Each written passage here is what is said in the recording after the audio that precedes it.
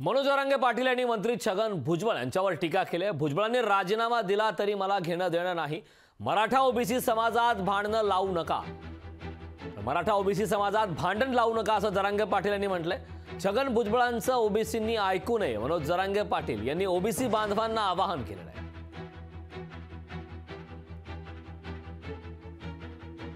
राजीनामा देणे तिकडे राष्ट्रपती मला काय करायचं, मला काय सांगू, तुला काय करायचं कर ना, तू काय तिकडे राजीनामा दे, तिकडे समुद्रात एखादी जहाज घेऊन हिंड होडीवर, मला काही देणे घेणे, तू सांगतो काय याला, तू राजीनामा दे। फक्त गोर गरीब ओबीसी तर मराठ्यात भांडणं लावू नको, कारण आता जाता जाता असले कामं करून जाऊ नको, कारण थोडे दिवस राहिले तर असे कामं करून जाऊ नको राज्यात। आमचं ओबीसी बांधवांचं चांगलं आहे, राज्यात चांगलं राहून दे।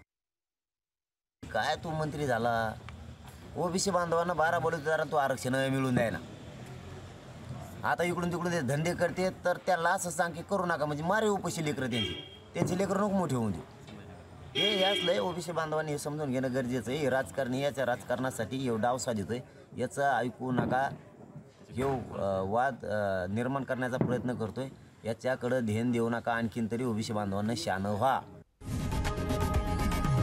लोकशाही मराठी ऐका, पहा, जागरूक रहा।